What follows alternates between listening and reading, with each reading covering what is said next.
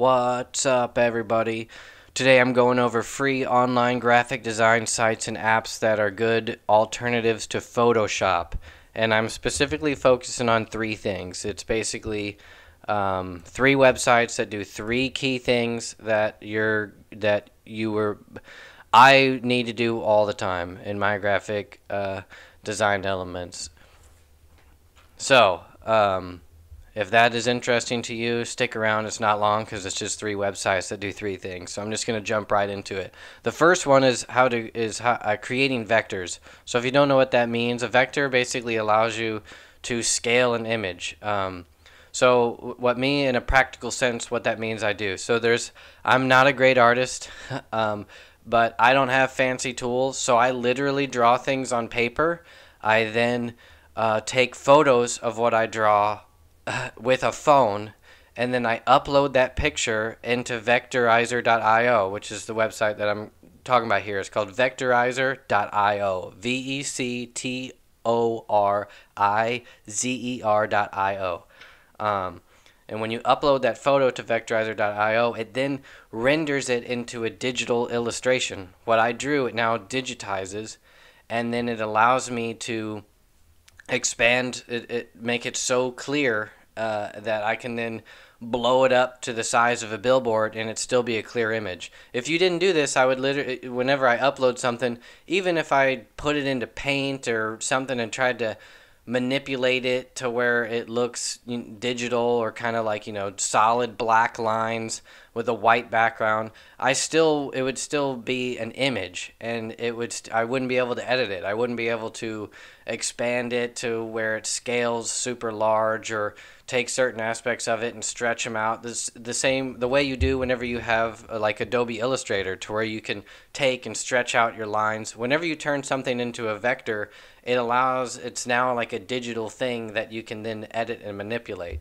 That's one of the key ones I use. It's vectorizer.io. It's how you basically turn photos into illustrations and then turn those illustrations to scale at any size or manipulate. The second thing that I do that I need to do all the time is basically removing backgrounds and clipping images. And to do that, I use a website called clippingmagic.com. So what this does is, if I'm assuming those that are watching this at least understand a lot of the tools that Photoshop has, and this is one of them. This is where you can, if I have a picture of myself or a person, it allows you to then trace an outline of the person that you can then create that clip of the person and then make that as a foreground and then remove an entire background so that you can give it a new background or give it a colored blank background or something along those lines. And in order to do that, I use a website called Clipping Magic that makes it so easy that once you upload an image, it automatically just does that clipping for you. It automatically can sense oh my goodness, it knows what the person is, or it assumes what the foreground is going to be and automatically creates that. But you can adjust it, and it's super easy to use and it's free. That's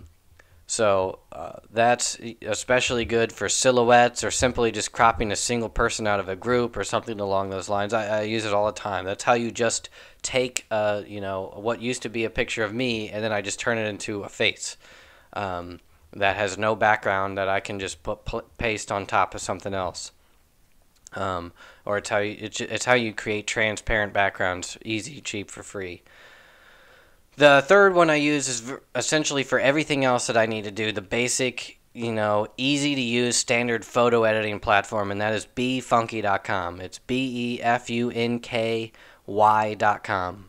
So it's actually how I create my very simple, and I probably should adjust the thumbnails to my videos, but it's just so easy. I set it up. There's templates. It's a lot like canva.com, but you can't do quite as much, but at the same time you can do a lot more. So this is like your basic, anything you need to do when it comes to just editing photos, adding graphics to it, adding text to it, your basic design that you would need to do. It's actually how I use, and I'll make another separate video of, I use this free site to create whenever I was making webtoons. This is how I was able to take, something that I drew or something that an artist drew for me, and you can take, you create backgrounds, you stretch them, I make them long, I zoom in and out, I adjust everything you would need to do, and then create, the